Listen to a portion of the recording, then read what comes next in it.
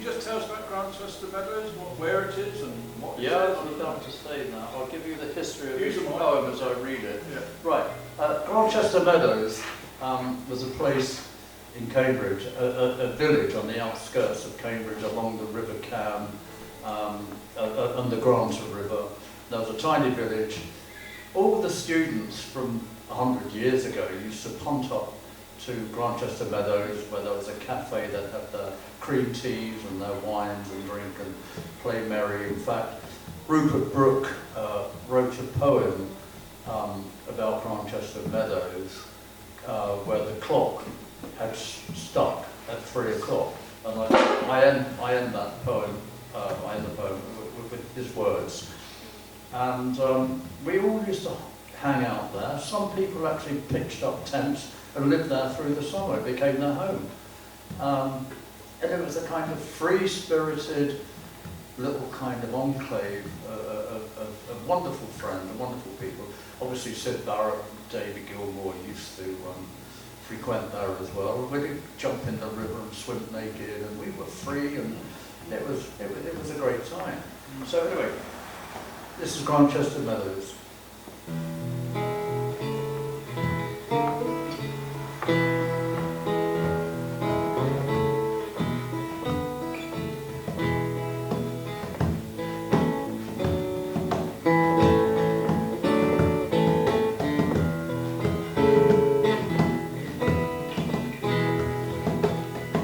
Sitting on the banks of the Cam, gurgling waters whisper their secrets, for they tell me who I am. Oh, Granchester Meadows, how I long for you, to see you once again, lying in the field, a meadow of memories, water clear, like glass, flowers wild, bright tall, above the grass. Granchester Meadows, oh Granchester Meadows, this is where I roamed, once in another lifetime. Friends called it their home.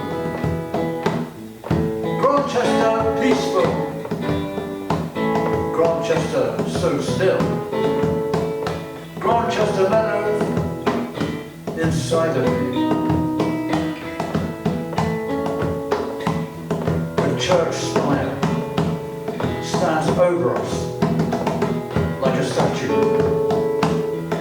The clock that never chimes is stuck at 3 o'clock.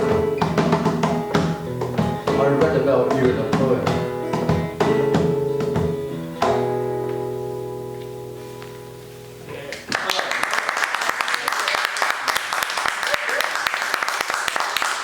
Battered instruments, thank you, battered instruments.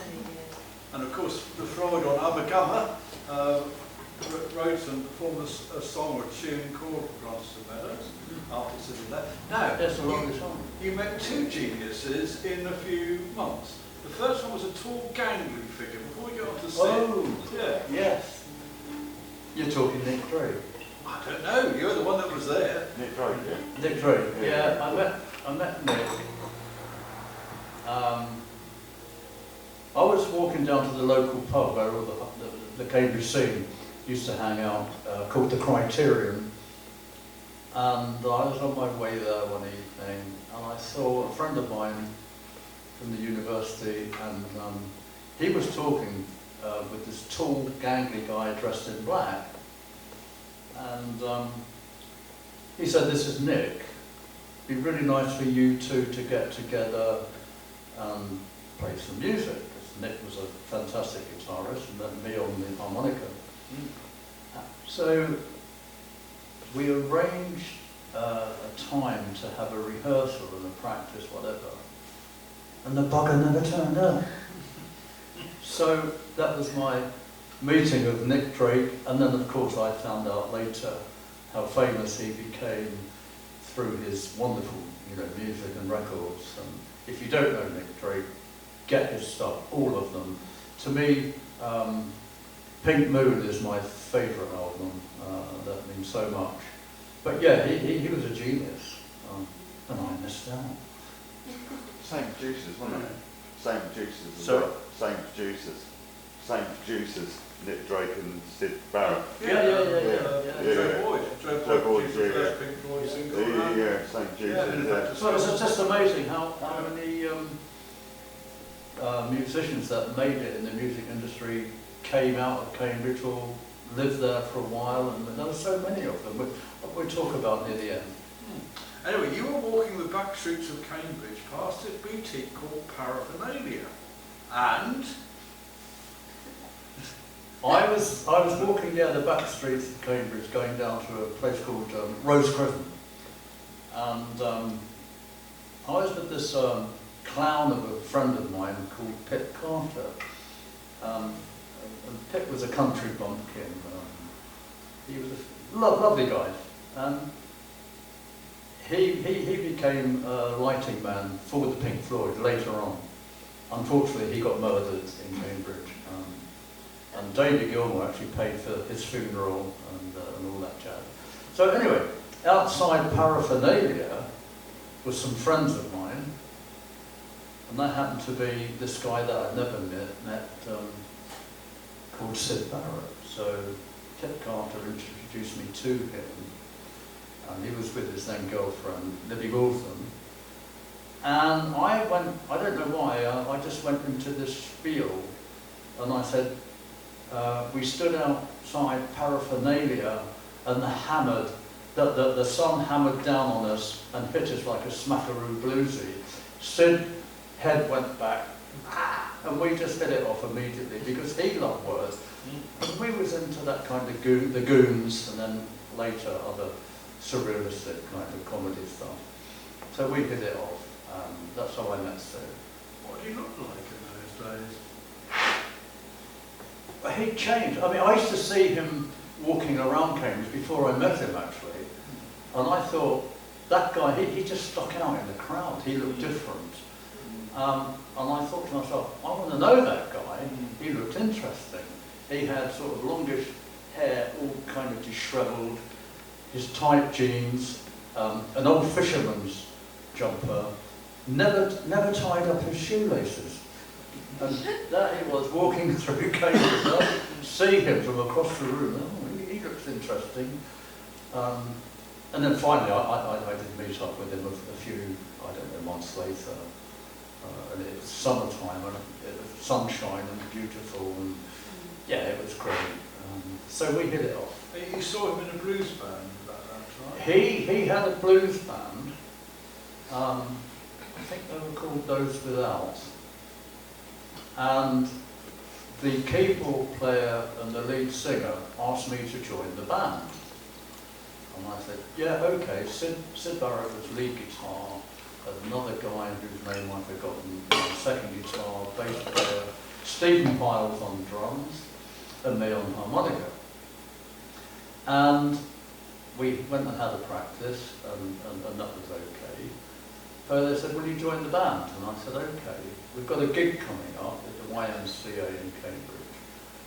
Anyway, I turned up to play, sat in the wings, waiting to be called up on stage to do a couple of numbers with them. And I was never called up. Oh. My God, was I pissed off. So anyway, that was it. But you went to his mother's house on Hills Road, and you called on Sid, and then you went to see the Storm Thorgerson, the hit. Right, yeah. I went to go and see Sid at his house, his mother's house where he was living. And one evening I called over, and he was coming out the front door, his house, and he said, oh, I'm going to see Storm Thorgerson. Storm did all the covers for the LPs for the Pink Floyd and so many other bands. So we decided, he said, oh, come along. I said, is that okay? He said, yeah. I said, well, I've been there before, I know him. But walking across a big park in the centre of Cambridge, Christ Peace, I think it's called. And Parker's Peace. So, yeah, my memory's not so good. Anyway, we just started looning around and doing like cartwheels, and I was doing hand flips because I was quite good at gymnastics at school. And we were stoned, we had a blow, you know. And anyway, landed badly and bruised both of my ankles, and I couldn't walk. Anyway, he said, hang on to my shoulders, we're going to bus up to the hospital. But by chance, a friend, Dave Gale, who was part of the Cambridge scene, on his scooter, stopped to say hello. Sid said, take Pete up to the hospital. When he's strapped up, come back to my house. Which I did, and I stayed with Sid for 3 days at his mother's house. And I just witnessed what a charming, fantastic guy he was. He was so friendly. He loved everything and he loved everybody. And his nickname was Lovable Sid. So he'd play guitar, I'd do a bit of harmonica player, and it was a fantastic, for me, it was a liberation for me. He was so liberated, he was so free. And I resonated with that. I thought, this is how I want to be. So Sid had a major influence on my life and changed me from where I came from to where I am now. So without Sid, I wouldn't be here, I wouldn't have been playing music, I wouldn't be painting, I wouldn't be writing. So Sid did have this enormous influence on me, but we kind of resonated. I understood him. I had this deep affinity with Sid. I knew who he was before Pink Floyd and after when he cracked up and had his really bad times. We'll come on to that. Didn't you give him an idea for a song? Say back five? Right. Yeah. Oh yes. Yeah. Right. What happened? Well, Sid's girlfriend came to visit me, and Jenny Simons. So I've got a poem about her. And Jenny came to visit me, and I said, look, I've got to go into town. Can I borrow your bike? Which was a white bicycle. And Jenny said, of course you can. So I rode into town, and I bumped into Sid with a friend of his, and I felt a bit awkward, because he knew it was her bicycle. And I went into this song, I've got a bike, you can ride it if you like, but I borrowed it. Sid took those words and wrote it onto the Piper Gates of Dawn on the first album. And he got those words from me. I didn't get any bloody credit. Not even a mention. Any other lyrics that you contributed to, or album titles? I used to have a saying, us and them. Ah. Because you were either part of the flow of the zeitgeist. So if you didn't take drugs or whatever, you weren't part of the scene, you were straight. So it was us and them. We were the hip, cool. Do you think it was even about drugs though? It was just the way that you thought and the whole way that you perceived everything? That's how I saw it. But what happened with the Pink Floyd, we had our little enclave of friends. You know, we had different sayings and different wording that were joking around, but they took it and put it into a title. Yeah. You know, so bike, us and them. Pink Floyd. Yeah. Yeah, us and them, Yeah, Pink Floyd. Yeah. How about Amagama? Was that a saying? Oh, Amagama was that phrase was coined by a school friend of mine, Emo actually lived with David Gilmour, not as a kind of romantic partnership, but Emo moved in with David Gilmour as his housekeeper, cleaner, odd job man. So when David went on tour with the Pink Floyd, this guy Emo looked after the house and made sure it wasn't ransacked and brought.